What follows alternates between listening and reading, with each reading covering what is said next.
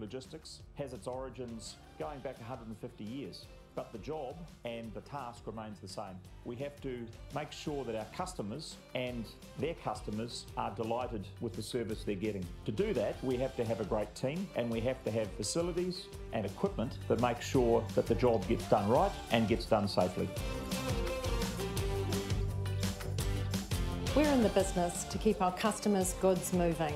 Our expert team provide freight and logistics solutions end-to-end to provide our customers with the solutions they need to keep ahead in this fast and changing world. We don't just have warehouses and lots of trucks, we have a range of skills across a whole lot of industries.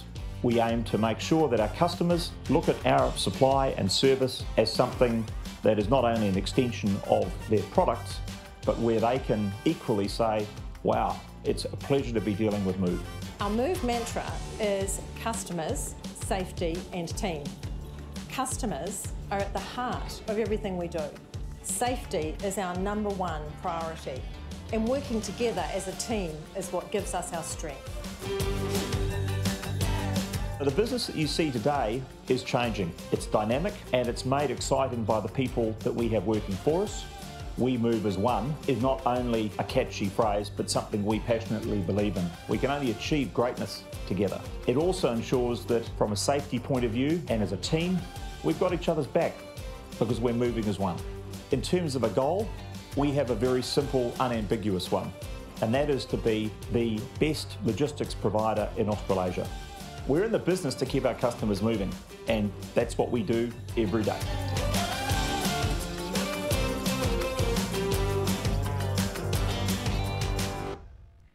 Tēnā koutou katoa, good afternoon everyone, and welcome to the Move Logistics 2022 Annual Shareholder Meeting.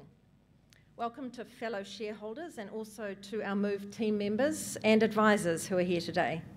I'm Lorraine Whitten, the Chair of your Board of Directors. Tēnā koutou katoa. And thank you for attending and your continued support of Move Logistics.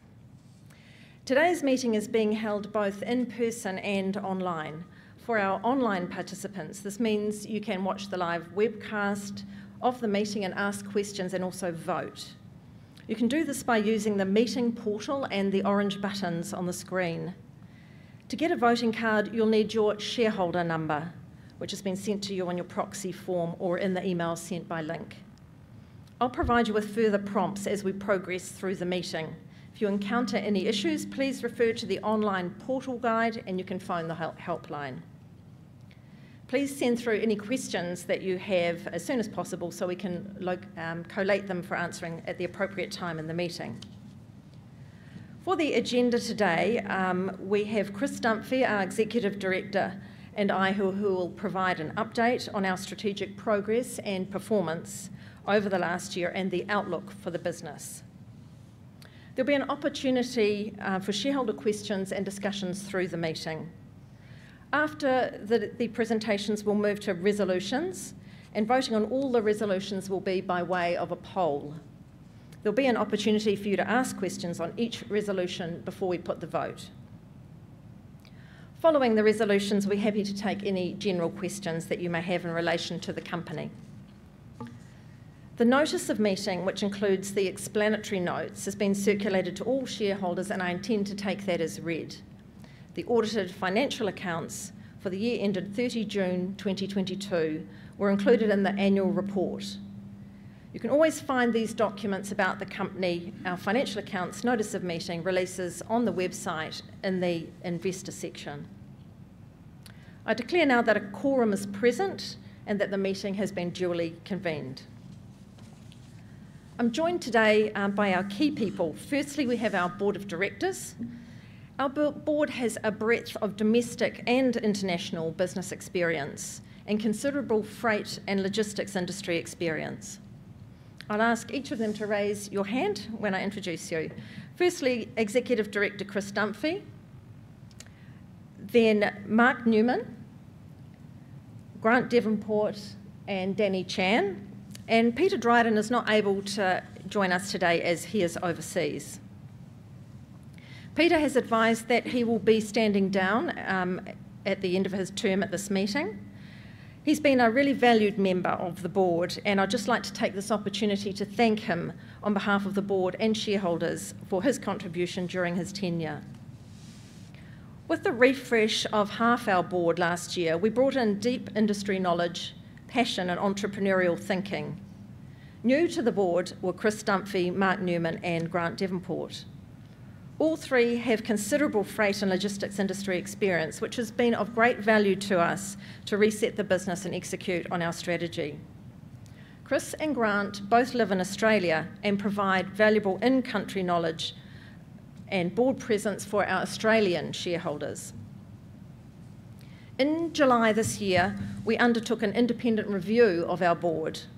The review was broad in nature, covering governance, the operations of the board, development of our skills matrix and board succession planning. We're pleased that most of our ratings were above average and we are focused on improving the lowest rating areas. Our board skills matrix was included in this year's annual report. We've identified areas where we would like to add strength to the board, in particular marketing, technology and diversity. We're currently recruiting for a new director to replace Pete Dryden, and these skills are what we're looking for. There have been no increases in director fees since 2018, and we do not recommend an uplift at this time. We also have Move's leadership team. This was strengthened over the last year from both within our ranks and by bringing in people with deep industry knowledge and expertise. With us today, I'd also like you please just to raise your hand so that shareholders know who you are.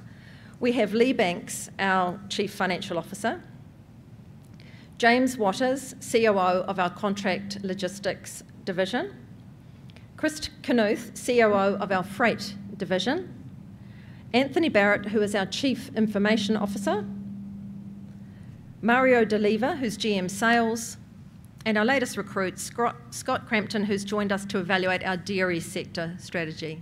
Thanks, Scott. Dale Slade, who heads up our Oceans division, wasn't able to join us today. Chris Dunphy has been leading our business for the last 15 months in his role as Executive Director. As we signalled at the time of his appointment, this role was only short-term to identify the changes we needed to improve our business. A process is now underway to find and appoint a talented CEO who can lead our business as we continue to execute now on that strategy. Chris will steward the transition to the new CEO and will remain actively involved as a director in strategy and group development. We'll keep shareholders updated on the appointment as it is made. Our vision for Move is to be the best freight and logistics company in Australasia and a leader in sustainable logistics services. We're still a long way from this vision, but we've now completed the first year of the change program, a year that I call laying the foundations. During the last financial year, we continued to be affected by the global pandemic disruptions, the lockdown in Auckland late last year. I acknowledge our team members who, being essential service workers, have had to continue to work in an uncertain and potentially risky environment. Many of our team were out around New Zealand making sure supply chains still handled essential product, and I specifically acknowledge them and their families for their commitment to making sure that the freight and the fuel was delivered. Move has a proud history founded in 1869 and historically operated as a family of brands. We started our journey under the unified Move brand in July 2021. Over the last 12 months, we've changed a lot, putting in place the foundations for our growth plan. This involved some investment and building and some cutting away. We restructured our business into two main divisions, freight and contract logistics, and put in place a comprehensive plan to reset the freight business, which was underperforming. This is now well underway, and another 12 to 18 months is expected to build the business to full strength. We've completed the establishment of the team and have the right people in place. There have been dozens of new people come into the business with deep knowledge in freight, logistics, and technology. Attracting such talented people in this difficult employment environment has been a big success. During the last year, we changed our short-term incentive scheme to reward our leadership in shares instead of cash. So our senior team are now more aligned to growing value in the business and the share price. We have completed the turnaround in service delivery in our freight business. We now have fit-for-purpose freight schedules, network and coverage that delivers a better service to our customers. A key plank of this work has been returning delivery responsibility to branch level. We've completely reviewed our pricing and margins in both major divisions, which resulted in the exit of some low margin work in freight. We deliberately contracted the business to address margin and will now focus on sales and growth. This has been with a backdrop of increasing fuel prices and cost inflation. We also saw a delay in the delivery of new vehicles due to hold-ups in the supply chain, so we haven't yet achieved all the margin improvement we had planned in this time period. However, we see this as a timing delay. The transition to an asset-light model with new, fully maintained vehicles and a majority of owner-drivers is a core plank to reducing operating costs. We have made some steady progress on this goal over this year, but the delays of the new vehicles, this plan is running behind. We have started the implementation of the Ignite software, our transport management system, that will be used across the main divisions of our business. This will remove paper, significantly reduce operating costs and improve efficiency across the network. Our digital transformation program will also ultimately link us more closely with our customers and provide the backbone for an end-to-end logistics solution. Our contract logistics division has made really pleasing progress this year under very disciplined and capable leadership. The division continues to improve our warehouse utilisation and deliver improved margins. We've received a number of new fuel tankers through the latter part of the year, which will improve efficiency and safety in our fuels division. We've identified a number of industry verticals where we can now provide end-to-end logistics solutions that require services from international, freight, warehousing, logistics and shipping in an integrated solution. We've started this focus on providing industry-specific solutions, and Chris will speak a little bit more to this in his presentation. Getting the foundations right has meant focusing on what is core in our business. Following unsolicited offers, we commenced a divestment process for our smaller specialist division, which we do not consider core to our offer, and this is ongoing. We've also had an eye on what could sensibly be added to our core and kicked the tyres on a few companies to buy.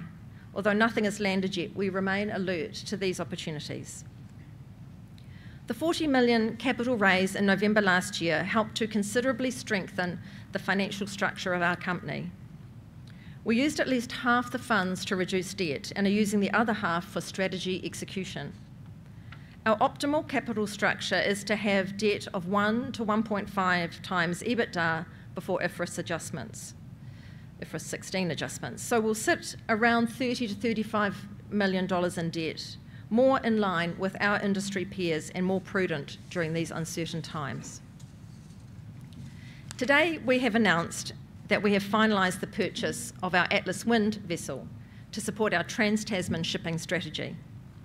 We're also commissioning a new vehicle, fit-for-purpose vessel for our coastal shipping initiative. Waka Kotahi has committed to co-funding of $10 million towards the cost of this vessel as part of their National Land Transport Funding Package. The vessel design includes methanol tank and pipework installation, which will ensure it is ready for a swap-in of a carbon-friendly methanol-powered engine as they become available. We dual-listed on the ASX, with trading officially commenced on the 1st of July 2022. We believe this is a natural progression for our company and will facilitate greater access to capital to fund further growth opportunities, increase liquidity, and provide alignment with our growing Australasian investor base. As of 2022, but it is our intention to return the company to paying a dividend once we have reshaped the business. The earliest this would be is FY 2023, but will be dependent on the speed of the turnaround and other investment activity. While we're very focused on improving our financial returns, we're also actively seeking to have a positive impact on our people and our communities and the environment. Our goal is to be a leader in sustainable logistics services and to bring forward a future where our fleet is carbon neutral. We recognise that our goal is big and bold, but equally, we know that across the sector we have to make change. We've identified a number of opportunities to help us on this journey, with initiatives underway in many of these. These are detailed in our annual report. Our first electric metro trucks are on the road in Auckland, and we've placed an order for 2 of the first hydrogen trucks being brought into New Zealand by leasing business TR Group. While the delivery of these again has been severely delayed due to the pandemic and supply chain disruption, we hope to have them on the road in the second half of 2023. Our multimodal strategy also helps to shift freight from trucks to lower emission modes of transport such as rail and shipping. An equally important focus over FY22 was the support of our people through a period of rapid change within the business, as well as the disruption from the pandemic. A wellness committee has recently established, and counselling services are available to all our people to assist with mental health issues. Freight and logistics is traditionally a pretty staunch industry, and we recognise that mental health is not often spoken about. So we are focusing on our wellness committee in this area. Health, safety and wellbeing of our people is a priority for the board and management. This year, again, we improved our health and safety record, showing an improvement year on year for the 5th year in a row in both the rate of injury and the time required off work from injury. We have a small team dedicated to working with any of our people who are injured to help them with the medical care they need and with them returning to work. We'd like to acknowledge and thank our people for their efforts and support on our journey. They are the backbone of our business, and we deeply appreciate the choice that they make to work for Move. While there is still much to be done, we have made pleasing progress in FY22, laying the foundations, and we're confident we have the people, the strategy, and the passion to achieve our goals. I'll now hand over to Chris to talk a little bit more about our performance and strategy.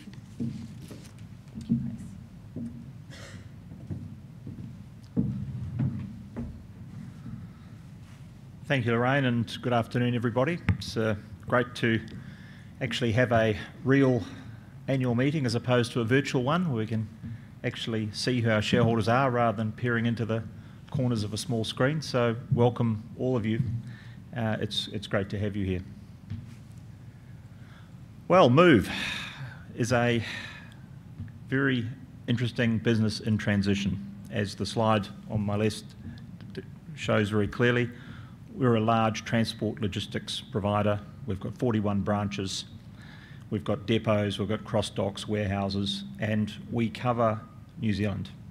Whilst we're sitting here in Auckland, the considerable bulk of our business is actually outside of Auckland. It's very much a heartland provincial business, and we glean a lot of our strength from that. Our ability to service customers across New Zealand sets us apart from other providers who don't have that same regional or sector expertise. Our expertise and our mission combine to keep our customers moving. We are in the business of providing reliable, innovative and efficient solutions to transport, store and deliver our customers' goods. We make it easy for our customers using technology, expertise and our assets to create tailored solutions which meet their needs.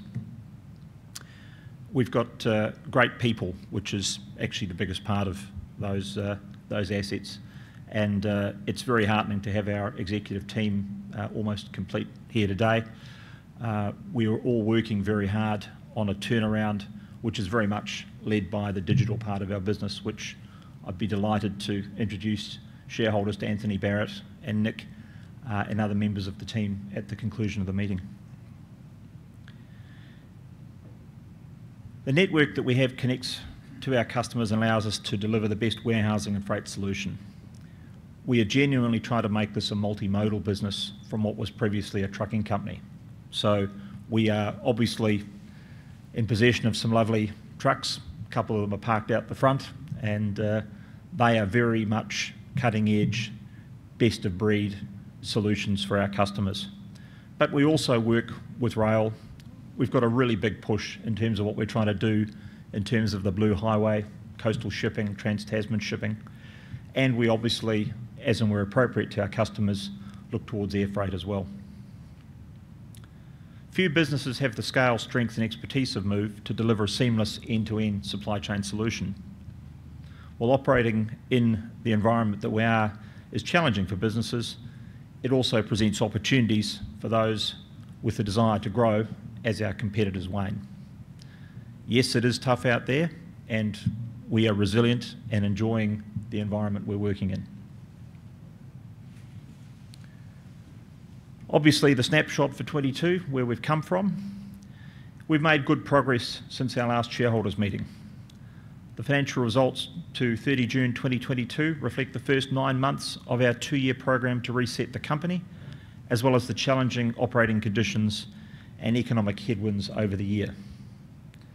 Our underlying earnings of 54 million were in line with guidance, and an underlying profit of 400,000, doesn't sound like much, I know, after adjusting for restructuring costs. Detailed information on our FY22 results and progress was provided in our results presentation and the annual report, which I hope everybody's picked up a copy of. I saw my first hard copy of it today, and I'm really happy with its content and its feel. Of course, you can also get access to information through the Investor Centre, which is available through our website. And we're delighted to take any questions that you have at the conclusion of the meeting. In terms of business performance, we reconstructed the business into 3 divisions, as Lorraine mentioned. Freight, Contract Logistics are our primary divisions, and they represent 90% of our revenue and EBITDA. International is a much smaller part of our business, but it's also integral to what is our supply chain offering, and we expect it to grow considerably with the inclusion of our oceans activities. Freight is all about a reset. We came into the business in July last year, and the focus was very much upon how do we fix the freight. We obviously had quite a number of COVID bumps last year, and we were very much on a track to do an in-depth review of what the freight business looked like, understand what the less than container load, the LCL part of that was like, and of course the very significant truck fleet, the full truckload operations that Move has as well, to see where the opportunities lay. It was great to be able to bring individuals like Justin Marshall into the company at that time, who's been very important to help us understand the business that we inherited. A number of us come from a very successful listed transport company who've got blue trucks. Some of you might know them. And the founder of that business talks about a 100-year company. Well, we've inherited a business that started in 1869, so we've got a few more years under our belt, but we're just trying to fix it. And I've got to say, it's a lot of fun in terms of that journey too. We've realigned our customer portfolio to access on areas of strength and adjust our rates to ensure that we're receiving fair reimbursement for the scope and quality of the services that we offer. We've not been afraid to walk away from business that is unprofitable or outside of our strategic direction. This is not a case of one size fits all. We are in the business of moving freight for a margin for our shareholders. That is absolutely unambiguous. Our digital transformation, which is now underway, has started with the transport management system. This is a group that, when we joined it in July last year, had not 1 but 5 different legacy transport management systems. So the team have had a very significant job, and of course there's a very significant prize in terms of getting that piece of transport management data and information together. and the early results are very, very exciting. We're very happy with the process and the progress that we're making. We're moving towards an asset-light model, which means obviously using and engaging with owner-drivers where possible, but also looking to lease fully maintained vehicles. So what that means is that it's a leased asset, it's basically got a limited finite life. At the end of its limited finite life, we give it back and get a new one, as opposed to trying to pretend that we know lots about retreading tyres or overhauling gearboxes or reconditioning clutches. We don't. We know freight, we know customers, we're not so good on that other stuff. So it's very much a case of the management team putting their focus into what they know. We have a big planned investment in new lease trucks, although, as Lorraine's indicated, delivery has unfortunately been delayed by global supply chain disruptions. We're now expecting to receive the bulk of an order that we placed last year in FY23. We've moved the dial on our workforce. We've got about 39% owner-drivers now, and we're targeting 50% in the next 2 years. The efforts put into the turnaround are now starting to deliver initial results, and the focus will continue to remain on margin improvement. Contract Logistics, run by James Waters, is a very good business. It covers warehousing and logistics. It's focused on developing tailored end-to-end solutions to meet our customers' needs.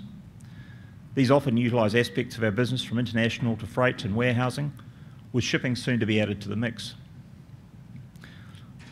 The business reset was completed last year, and we're benefiting from the capacity program over the last 3 years. Capacity is at high levels across the network due to increasing demand. A number of our customers have been with us for over 10 or even 20 years, and we've built special strength in these sectors, including investment with equipment and very in-house expertise in terms of our team. These are very much relationship-led investments where we've got sectoral knowledge, case sector knowledge, expertise in terms of dealing with certain products. And it shows really when you go into the provinces to somewhere like Blenheim and see what we're doing for the wine sector, or Nelson and see what we do for aquaculture. This is all very much led from this contract logistics warehousing component of our business. Scott Crampton was recently recruited to evaluate our dairy strategy.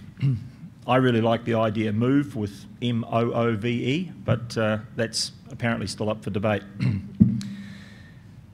What we're trying to do is look at the independent part of the dairy sector in terms of the parties that need a lot of support, not just in terms of from the farm gate, but all the way through their supply chain in terms of how things move, not just to the wharf, but internationally as well.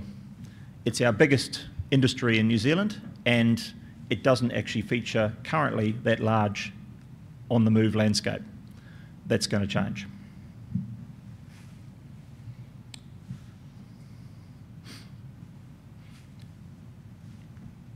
On to international, there we go.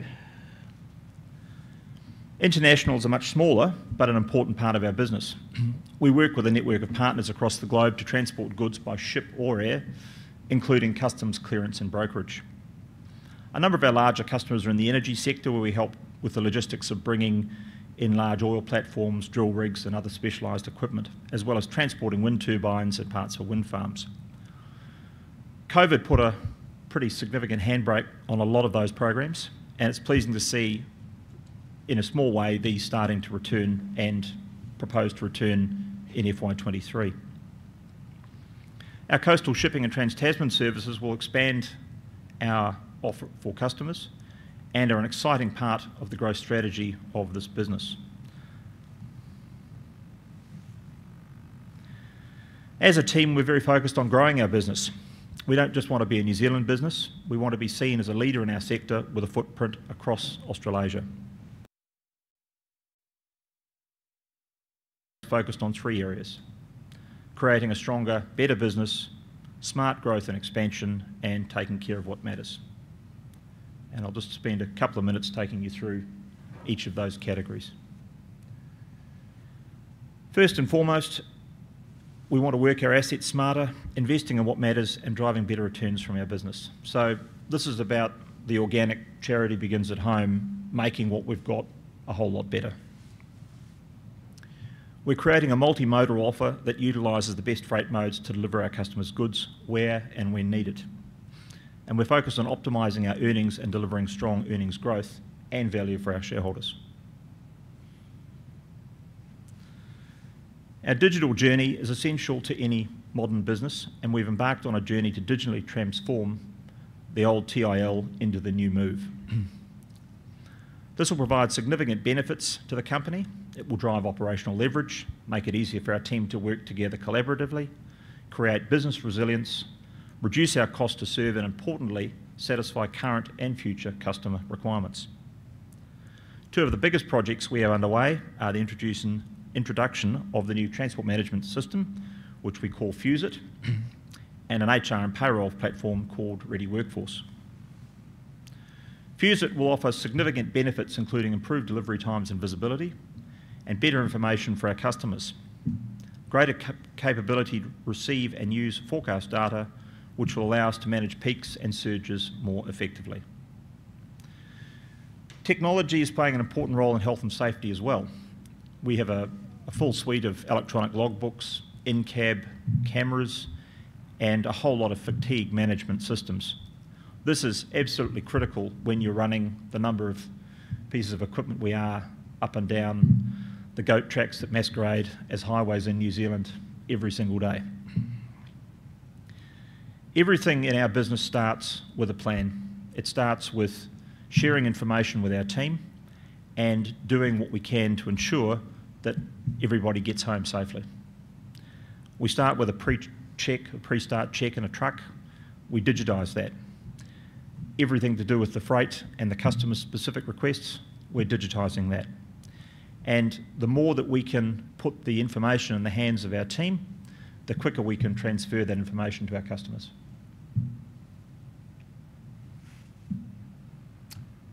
This is my favourite ship. Building our multimodal offer. As you heard from Lorraine, we're building and moving into shipping. We already have an extensive road freight network across New Zealand, and we've been expanding our use of rail as and where possible. We're very much last to the party when it comes to rail. We've got to remember this was a trucking company, and for a lot of years rail was sort of their enemy. But as a multimodal provider, we want to use the most effective means of transport available, road, rail, sea, hot air balloon if it's there, to make the movement of the goods safe and cost effective. So coastal shipping is a very exciting opportunity for our business, and I'm proud to say that we're leading the way in this sector. Currently, the only options available for moving rolling stock between the North and South Islands is via the Cook Strait. You hop on a ferry at Wellington and you hop off at Picton. This requires a link span for loading and unloading, and that is very much a squeeze part of our supply chain. When we use this word resilience, we've got so much of the network of freight in New Zealand, not just our business, but all businesses, relying upon that link span between Wellington and Picton being open. So whether it's an earthquake or a weather event or something else, we're very, very reliant upon that very narrow corridor. And as Move, we intend to change that. The vessel that you see there is configured to go into any port in New Zealand that has sufficient draft for it to clear. We can go into 13 New Zealand ports. There's no need for new infrastructure. The ramps on the ship will take care of getting the trucks on and off, and the crane on the ship will take care of getting the containers on and off, depending upon what we're carrying. That was the reason why Waka Kotahi gave us $10 million. Not because we're nice guys, but because they could see what we were doing was innovative, it was different, and it was going to improve the resilience of the supply chain in New Zealand. We're going to start the service between New Plymouth and Nelson. Why? Well, because Hooker Brothers started in New Plymouth a long time ago, and we've got a great supportive bunch of clients there who are moving goods to the South Island, and they've got to take it all the way to Wellington to get it across the Cook Strait. Nelson, there's no railway line in Nelson, so again, we've got a very much captive opportunity where we're only competing with trucks and truckies to move goods. So to be able to do what we're doing in terms of this as the starting point is completely logical within the remit of where this business has come from and where its regional strength lies.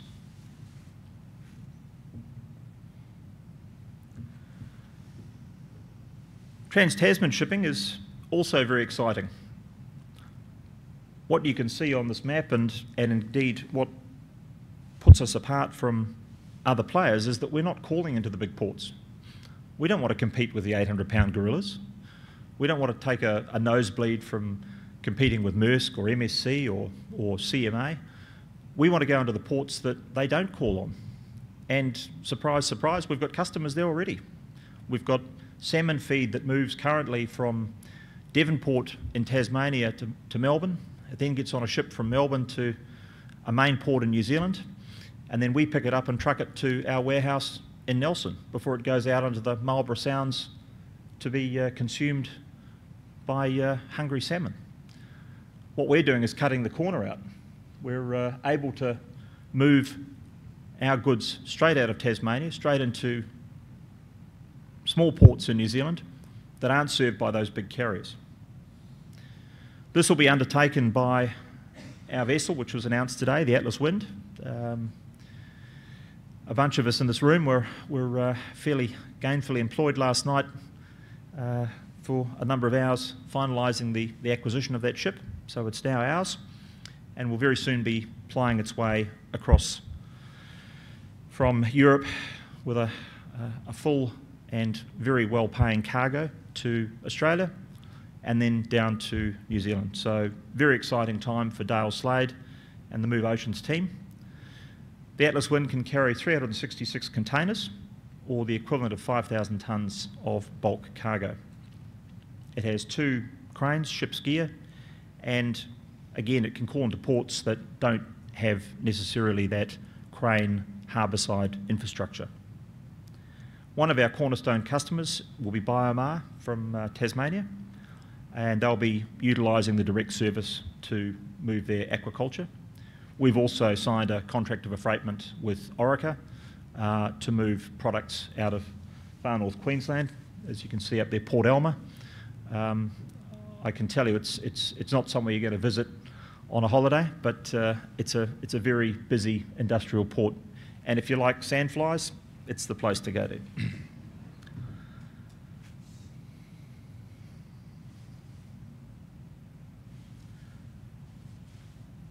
Our second strategic pathway is smart growth and expansion. This focuses on putting our customers at the heart of what we do and delivering the best customer solution and service. We've got tremendous opportunity to upsize through organic and acquisition growth, expanding our market presence across Australia and extending our offer and growing our customer base. One of the interesting things I found coming into Move last year was just how many of our customers are actually based in Australia in terms of the freight decision is being made in Sydney or Melbourne or somewhere else.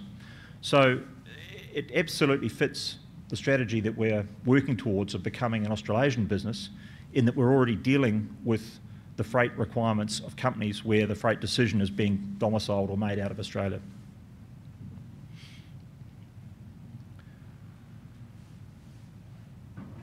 Of course, as shareholders, you want to see us be a profitable business, and as a shareholder, believe me, that's quite front of mind with me too. But we also need to be a positive business as well as a profitable one, and that means taking care of our people, our communities, and our environment.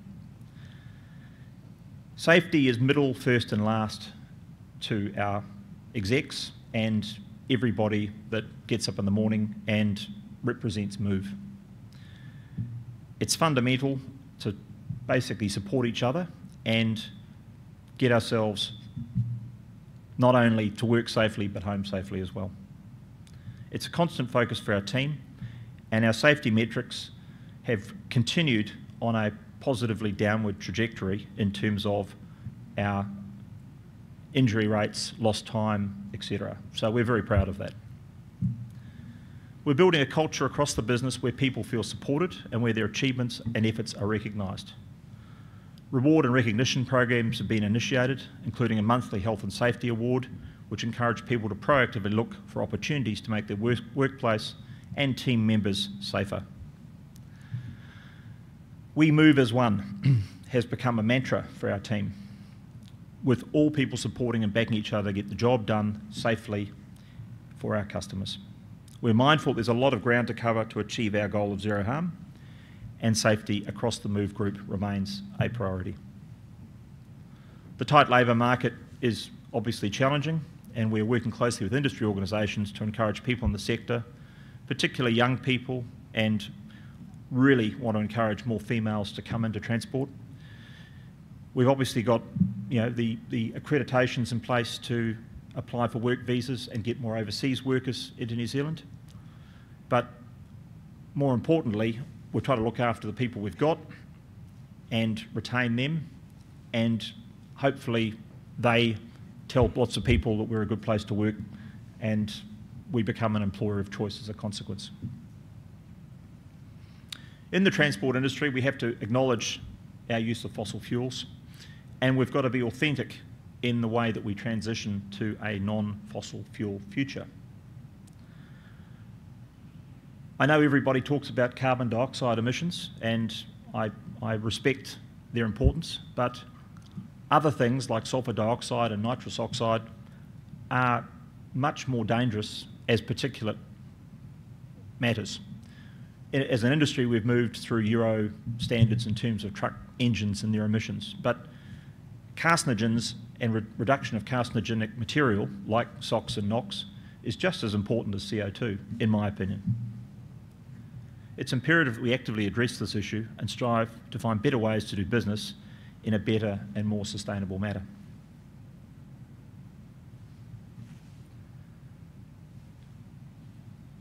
Our carbon footprint is very important, and obviously what you've heard us talk about with respect to decarbonising the supply chain, fewer trucks, more ships, modal shift, gives us a lot of optimism in terms of what the future looks like. We do believe hydrogen fuel can play a positive role in decarbonising the New Zealand transport sector. I know it's going to be a football that gets bounced around in terms of electric, hydrogen, what's best. I don't know what's best, but what I do know is we've got to be a player. We've got to be an active participant in this journey rather than waiting for somebody to decide or determine what the best outcome is. We've got to be a leader, and certainly that's what we're endeavouring to do with our hydrogen-powered trucks, which regrettably have been delayed, but we are nonetheless committed to them. We obviously want to collaborate with like-minded suppliers, industry colleagues and customers. We believe that the low-carbon future is not a crusade for one organisation. We've got to move as an industry to improve this, but we'll do our part in terms of leading as and where we can. We're also looking at how we can operate more sustainably in our branches and warehouses. So there's a very clear transition to electric forklifts, reducing waste, and designing and refitting buildings to be carbon neutral.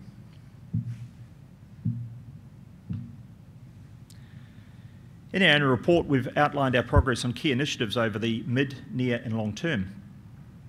Over the next year in particular, our focus continues to be on resetting and strengthening our core business. The digital transformation will step up in pace as we implement the new Fuse-It system in freight and roll out Ready Workforce across the group. Our freight improvement program remains a priority, with a focus on driving revenue and higher margins. We'll embark on our Trans-Tasman shipping route shortly, and we'll see the financial benefits of this in the FY23 results. Coastal shipping is expected to commence in the first quarter of the 2024 calendar year. When I say expected, I mean it requires us to build a new ship, and I'm not a shipbuilder, so I'm sure that there are going to be issues and challenges associated with that, but that is very much the plan we're working towards.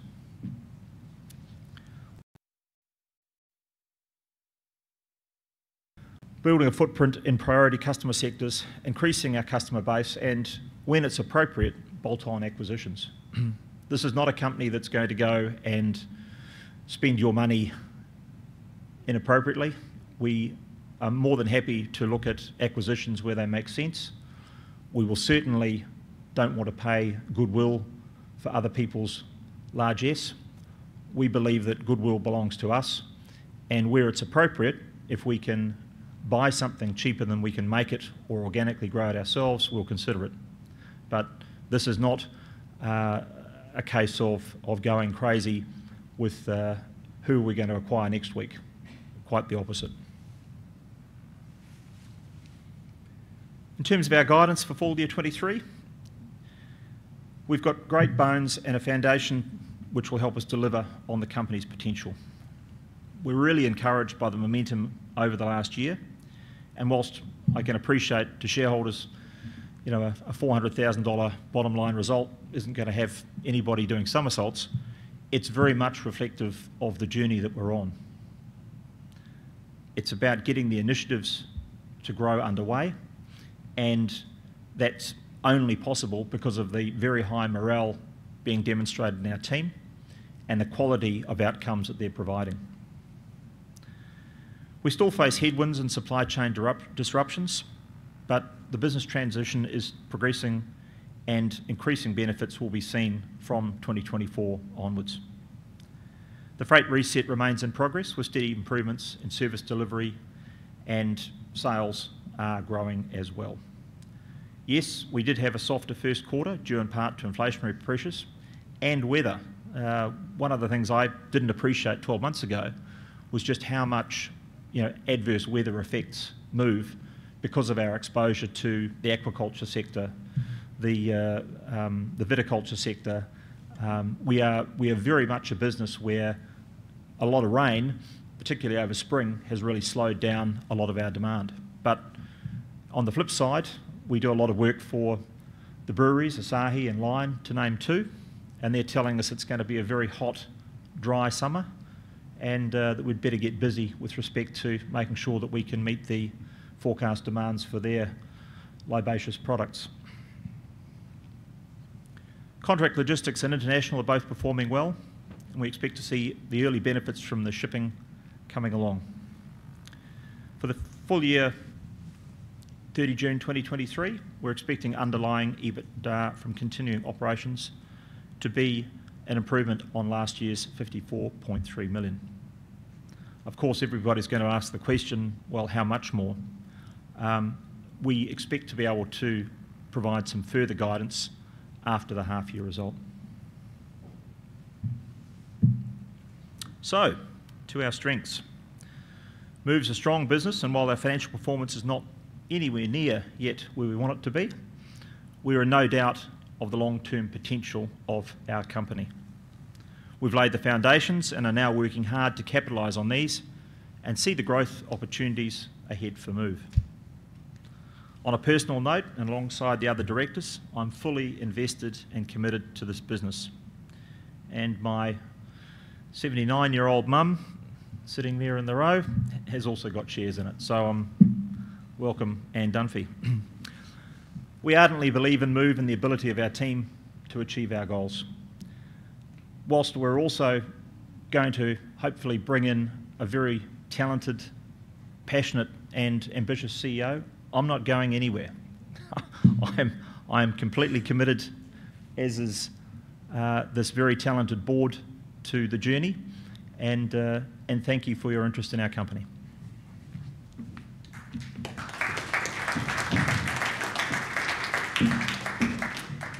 Thanks, Chris. And now we'll move to any questions that you may have on any of the presentations.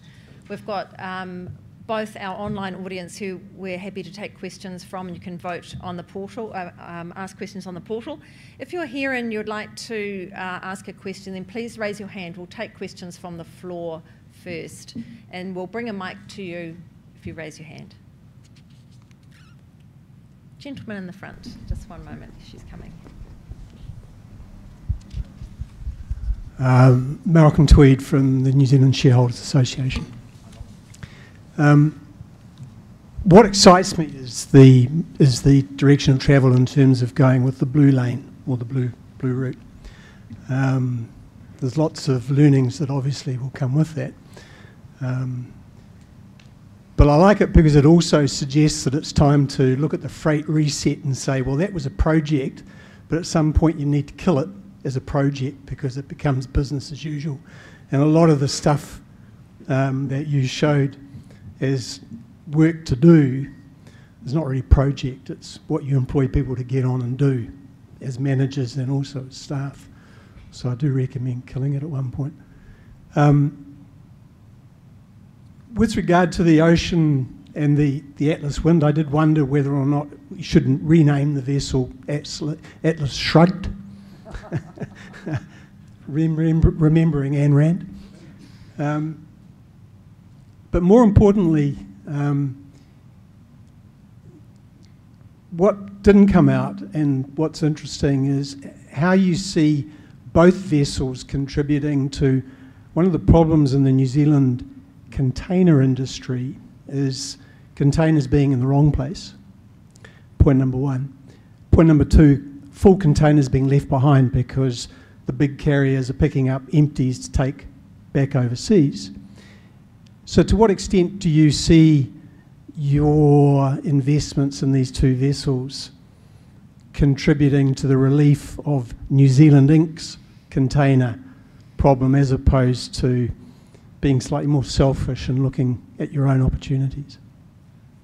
Do you want to use the microphone, please? I don't think I need it. Can everybody hear me okay at the back?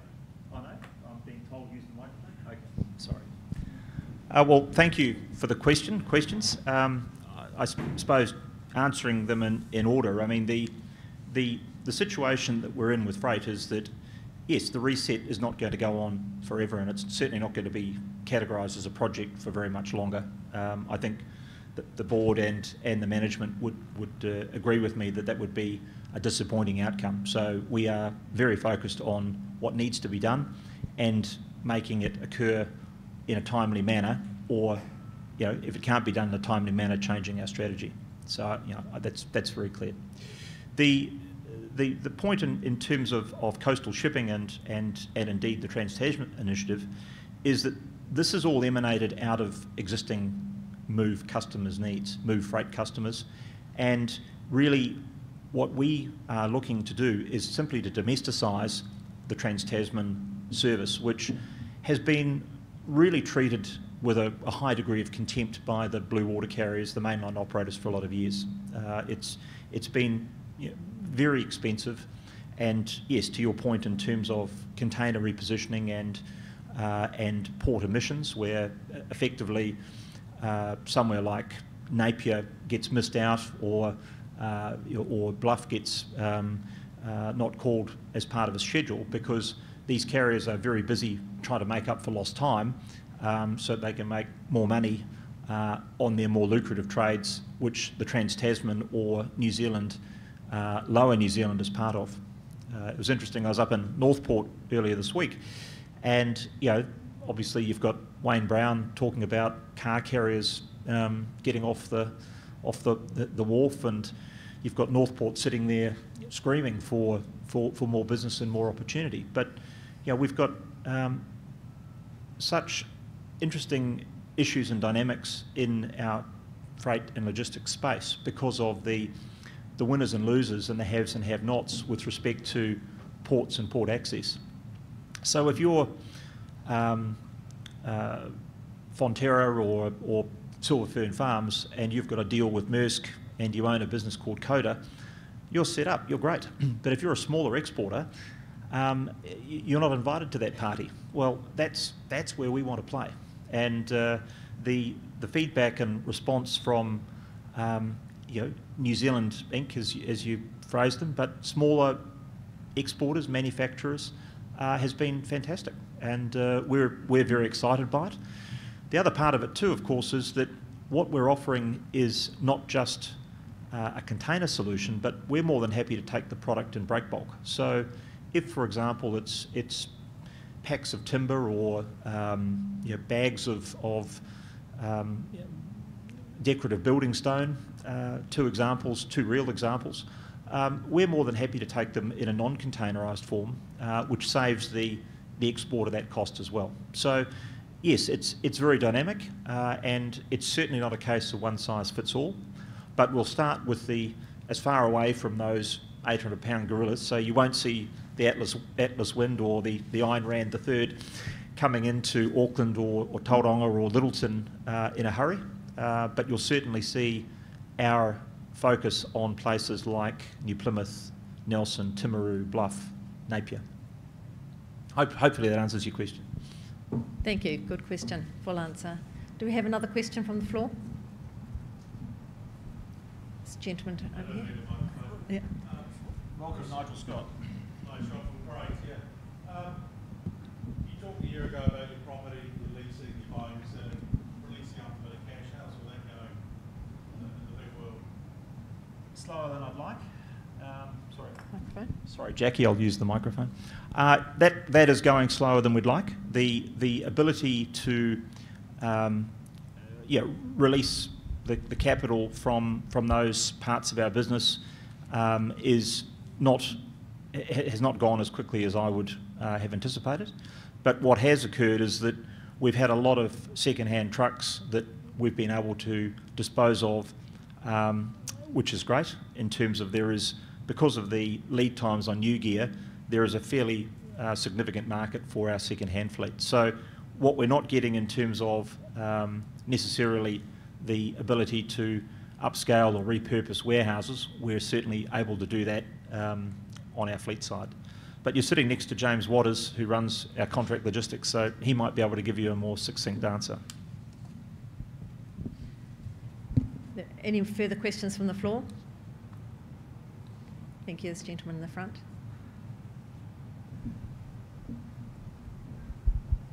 The objective's to be the best in logistics and freight logistics in Australasia. To be the best, I gather you would have to take customers off the blue trucks. So what I'm really interested in what your point of difference is going to be, or is you really needs to be in place now, and the competitive advantage that you're going to need or have, you've got to have to gain some of the supply. I understand the shipping part of it, but you know there's a lot more to it than just the trans-Tasman shipping that you have talked about. It's a really good question, and we had a board meeting before the ASM, and Anthony Barrett, who is our CIO, our Chief Information Officer, who came from the Blue organisation, as Mark Newman did, and I did, and Chris Knuth did, was asked the question as to where he thought the new transport management system that we're putting in place stacks up. Years and years ago, one of the Mainfreight alumni said to me that we're not in the freight forwarding business, we're in the information forwarding business. And at the time, I didn't really pay that the heed or credence that it probably deserved, but he was right. And what Anthony has shown us in terms of where we're going with FuseIt and our digital transformation comes sincerely, and I'm putting you on the spot, Anthony, but he believes it is significantly better than our former alumni. Now, that is a significant point of difference. You have to give the people the tools to achieve the results, and we have to have the best TMS and data capture methods. The trucks are all pretty much the same. Neil Graham said it in 1979. Pretty much the same, Bruce. And we've all got access to the same truck manufacturers. We've all got access to, shipping lines and containers. Yes, we do see what we're doing with oceans as a point of difference, but it's only one point of difference. The digital transformation, however, is a massive point of difference. And we're very heartened with the progress that Anthony and his team has made to date. I hope that answers your question. from the floor? Do we have any questions, moderator, coming through online? We've got one question in regards to shipping. Why will your new vessel only travel Tasmania and not mainland Australia? I would have thought that is where the main business would be. Yes, and it's where most of the competitors are too. The slide that we put up actually shows that we are going to mainland Australia. We're going to Port Alma in North Queensland, as well as Tasmania. So we are calling, but we're not going to the major ports. We also have one question that came in prior to our meeting today, and we have that in writing. I think you've got it there. It's a very, very detailed question around also around the ocean strategy. So I'm going to ask Chris to try and answer most of the questions. Some of it's asking for specific revenue and profitability, etc., which we won't share with you, but he's going to try and answer most of the question. Yes, so the question is what is the expected revenue earnings contribution expected from Move Oceans in the first 12 months of operations? The answer is considerable. Is the vessel being chartered or purchased, and what are the crewing arrangements? The vessel, per the Stock Exchange announcement this morning, has been purchased. The crewing arrangements are industry standard. Is there any vessel positioning cost from Europe to be borne by Move? Yes, Move is bearing the entire vessel positioning cost and taking the entire revenue from the proceeds, which is a delightfully positive number. Given the limited capacity of the Atlas Wind, how confident is the board that the new service can trade profitably? We have seen modelling from the management which shows that it will be a profitable and earnings accretive undertaking. What is the term of the contract with Biomar, and does Move have the ability to apply rate adjustments due to fuel and currency fluctuations? The contract with Biomar is commercial in confidence, but we do have across all of our business fuel adjustment and bunker adjustment factors. And lastly, given the ports seem to be secondary Trans-Tasman ports, how significant are any equipment imbalances, repositioning costs? We're delighted by the fact that the cargo is going to be break bulk, so there won't actually be, in the initial stages anyway, any requirement to reposition containers for that traffic. Thank you, Chris. Anything further, moderator? It says no further questions. Okay, thank you. Appreciate you taking the time to ask those questions. Very interesting discussion. The resolutions now move to. We have two resolutions today, which are in the notice of meeting and were sent out with explanatory notes. Only shareholders, proxy holders and corporate representatives of shareholders may vote today. Voting on each of the resolutions will be by way of a poll.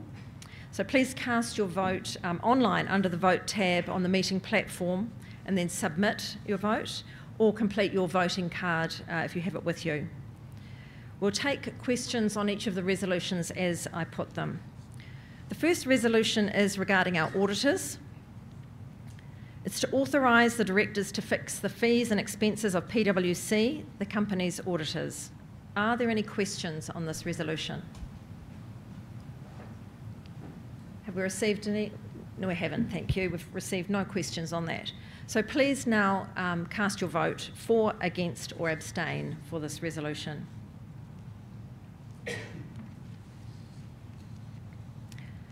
The second resolution today is regarding my reappointment. So I'm going to ask Grant Devonport to chair the meeting for this. But before I hand over to Grant, it's customary that I would say a few words, so I'll do that. And thank you for considering me for reappointment as an independent director on the Move board. I've been on the board now for 5 years, just since before the public listing. And I've served as chair of the Risk Assurance and Audit Committee from that time until October last year. And since October, I've been chair of the board.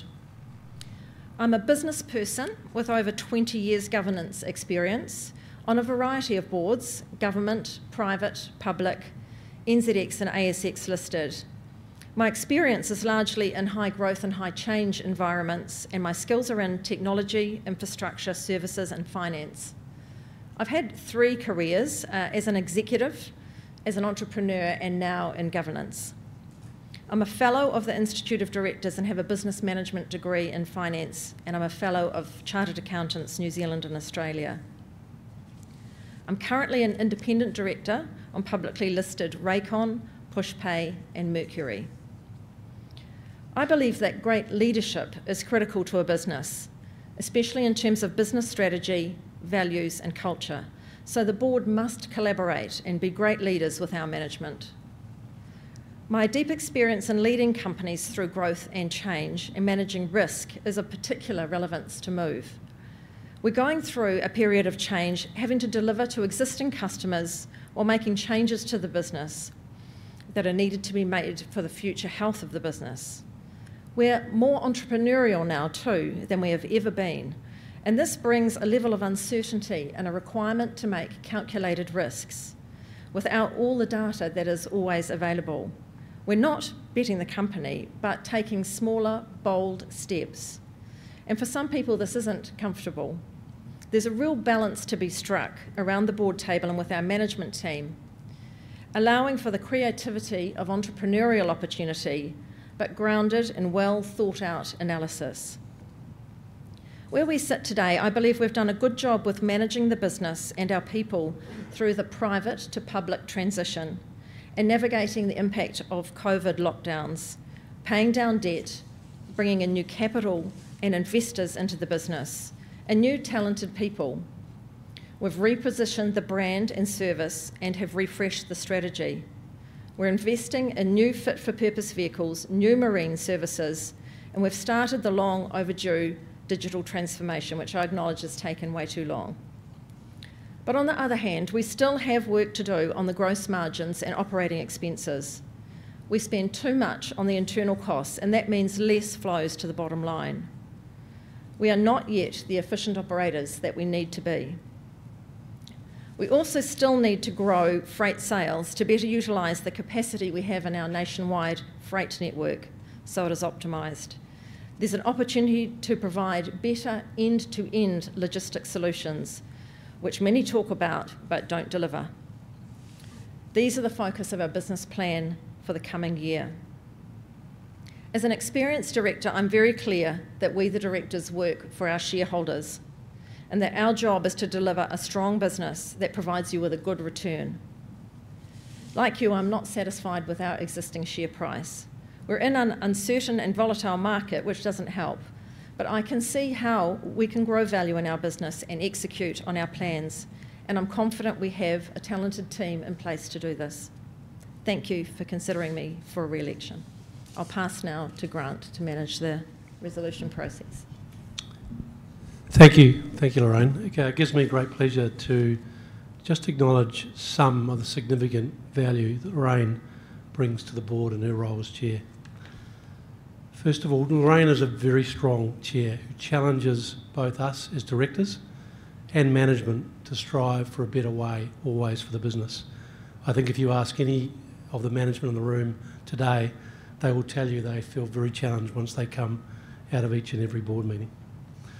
Lorraine is also very generous with her time and giving of her experience as a director, particularly for Mark and I, as we've transitioned out of being management into directors of the business, and Lorraine has been a great mentor to us.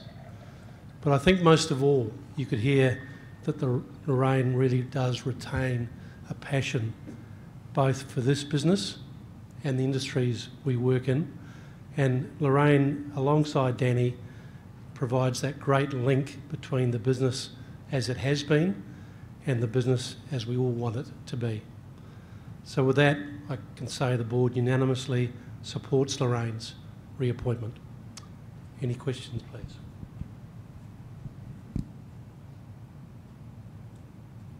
No questions, so thank you. With that, please select your vote for Resolution 2. Just give you some time to do that.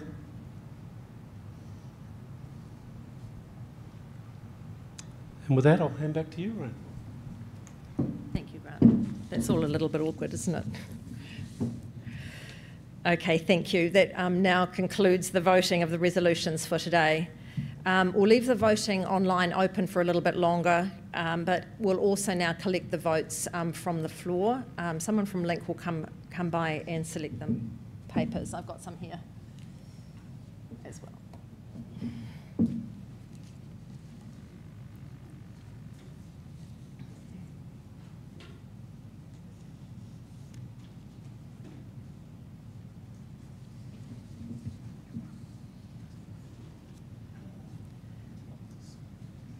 Thank you all for attending today. Really appreciate it, and thank you for your participation in today's meeting. The votes will be posted on NZX and our company website a little later today.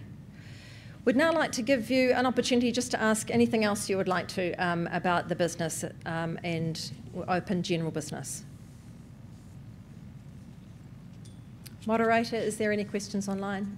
No further questions. Well, thank you very much. I then call the meeting closed. And again, acknowledge you, our shareholders, for your interest and investment in our company.